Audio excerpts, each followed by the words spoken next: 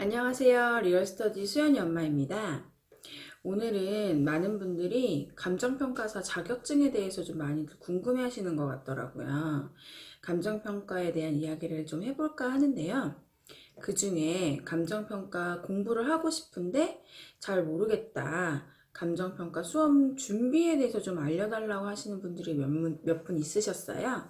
그래서 그 이야기를 한번 해볼게요. 일단 저는 대학교 2학년 때 감정평가사라는 직업을 알게 돼가지고요.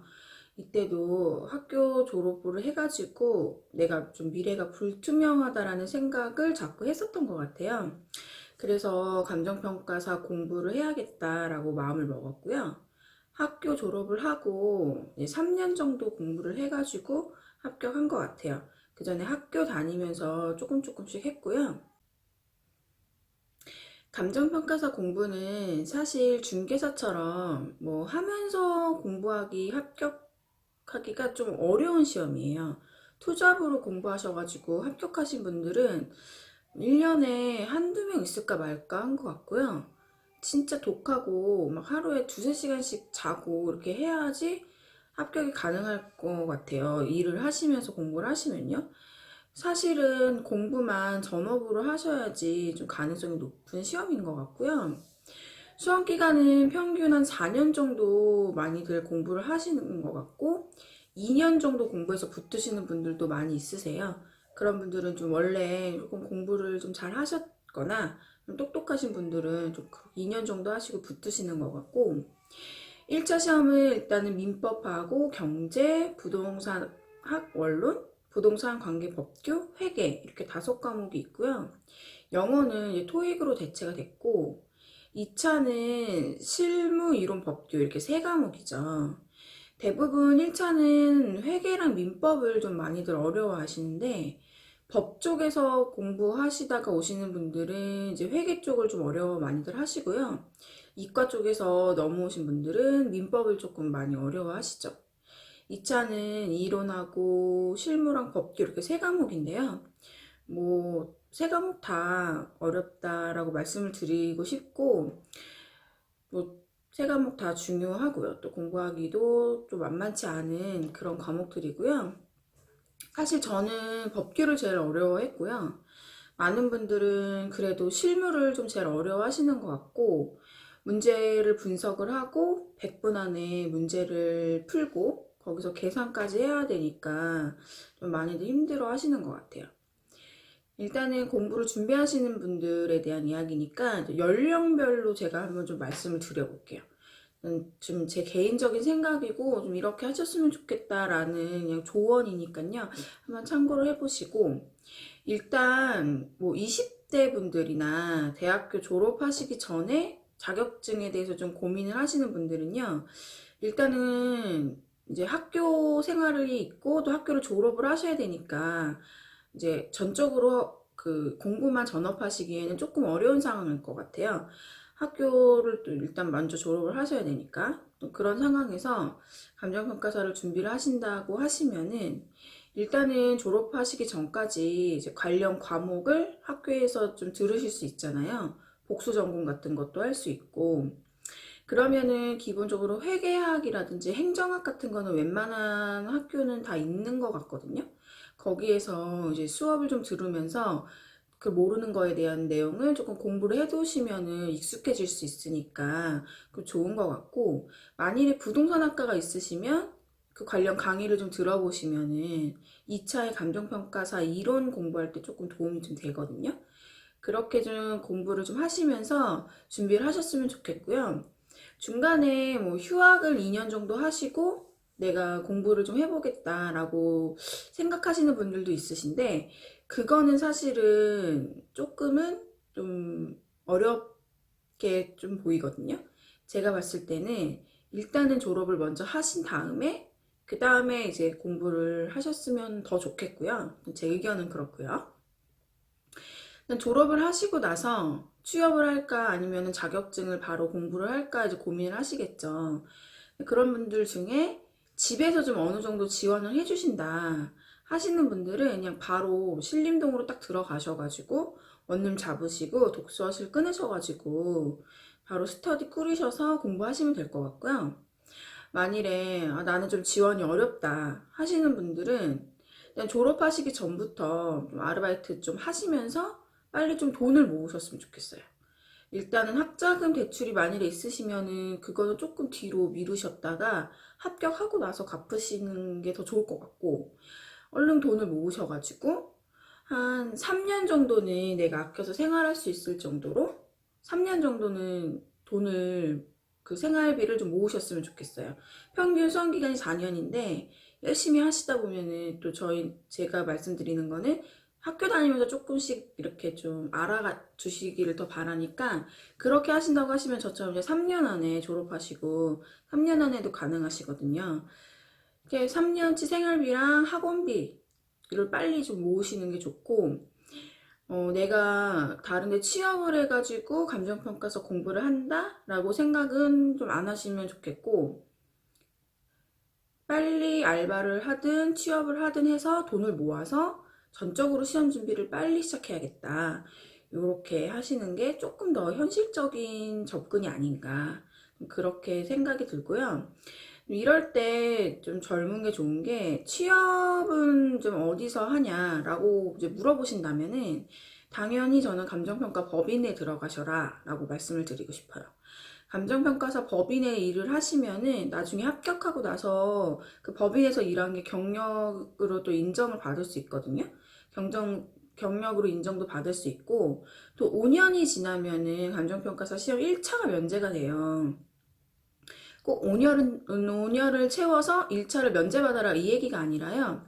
일단은 기본적으로 경력도 인정이 되지만 만일에 어떻게 하다가 5년이 채워지면 1차까지 면제가 되기 때문에 그것도 좋으니까 꼭 법인에 좀 취업을 해보셨으면 좋겠고요.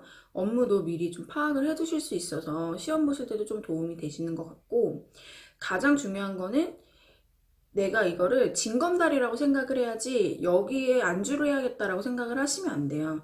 법인에 취업을 해서 내가 공부를 할 돈을 모아야겠다라는 목적으로 취업을 하시라는 말씀을 드리는 거고요.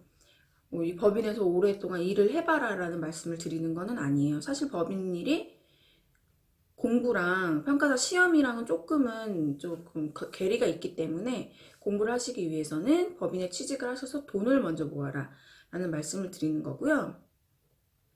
그리고 30대, 40대 좀 아직 결혼을 안 하시고 혼자 있으신 분들은, 그분들도 감정평가사 꿈이 생기셨으면 지금 직장보다는 빨리 평가 법인으로 좀 전향을 하셔가지고 경력을 좀 쌓으시고 돈을 좀 빨리 모으셔가지고 공부활동 가지고 신림동에 들어가셔가지고 감정평가사를 얼른 도전을 해보셨으면 좋겠고, 그리고 30대, 40대 가장분들 아니면 주부분들, 지금 직장이 좀 빡빡하고 미래가 안 보인다, 우리 생활이 좀 어려운데 돌파구가 없다, 그래서 감정평가사 공부를 좀 해봐야겠다라고 마음을 먹으신 분들은요, 일단은 나이가 좀 있으시기 때문에 감정평가 법인으로 재취업하기는 아마 조금 힘드실 것 같아요. 현실적으로 좀 힘드실 것 같고, 나이대가 있으시니까 만일에 관련 경력이 있으신 분들은 충분히 가능한데, 그게 아니라 완전 다른 일을 하셨던 분은 조금 어려우실 것 같고, 이런 분들은 사실 공부할 돈을 모으는 게 우선이지만요, 그거보다 더 먼저는 일단은 가정을 조금 정리를 하실 필요가 있어요. 이게 어떤 정리냐라고 말을 하냐면, 배우자분들하고 계속 심도 있게 대화를 좀 나누셔야 되거든요. 내가 몇 년 뒤에 감정평가사라는 일을 좀 해보고 싶다라는 그런 이야기를 좀 꾸준히 하셨으면 좋겠고요. 지금보다 좀 생활이 나아질 수 있으니까 네가 도와달라라는 말을 꾸준히 좀 하셨으면 좋겠고, 또 이제 사회생활을 오래 하셨기 때문에 공부하는 좀 습관이 몸에 배어 있지 않고, 업무 시간 이외에는 좀 쉬시거나 놀고 이렇게 하시는 게 좀 몸에 많이 배이셨을 거라는 생각이 들어요. 그래서 이제 일단은 배우자분한테 도와달라는 말을 하기 먼저 그 기간 동안에 좀 내가 가정에서도 저 사람을 믿고 내가 좀 그 기간 동안은 기다려줘야겠다라는 믿음이 생기게끔 좀 패턴도 많이 바꾸셔야겠죠. 준비 기간 동안 좀 몸에 공부를 할 수 있는 그런 몸으로 좀 만들어 놓으시는 거, 공부하는 습관을 좀 들여 놓으시는 거, 좀 앉아서 뭐 책이라도 보시거나 이런 좀 습관을 들여 놓으시는 게 좋고요. 저는 늦어도 5년 안에는 좀 돈을 좀 모아가지고 5년 뒤에는 전업으로 감정평가사 공부를 해야겠다라는 마음을 먹으셨으면 좋겠고, 만약 이때 돈을 좀 모으시는 기간에 가능하시다면 그 관련 업계 쪽에 인맥을 좀 쌓아 놓으시면 좋아요. 그렇게 되면은 감정평가사가 좀 날개가 될 수 있거든요. 일단 기본적인 인맥이 있다 그러면 자격증은 플러스 알파로 날개가 될 수가 있는 거예요. 이때 신탁회사나 좀 개발업계 쪽 이런 분들 좀 인맥을 조금 쌓아 놓으시면 좋을 것 같고, 5년이라는 기간이 굉장히 짧다면 짧지만 길다면 되게 긴 시간이거든요. 그 시간 동안 내가 뭐 어디 축구 동호회를 들어가든지 아니면 뭐 수영을 한다든지 하시면서 충분히 그런 인맥을 만드실 수 있고, 또 이제 개발업계 하시는 분들이 뭐 등산 모임이라든지 이런 게 좀 있어요. 그런 걸 조금만 알아보신다고 하시면은 인맥 쌓는 건 그렇게 어려울 것 같지는 않은데, 일단 꾸준히 좀 그렇게 쌓아 놓으시면서 공부를 하시면은 감정평가사 자격증 합격하고 나시면 그게 날개가 될 수 있다라는 말씀 드리고요. 감정평가사 시험이 다른 시험을 준비를 하셨다가 그게 좀 잘 안 되는 상황이라서 다른 대체 시험을 자꾸 찾으시려는 분들 중에 감정평가사를 알게 돼가지고 시작하시는 분들이 좀 있으세요.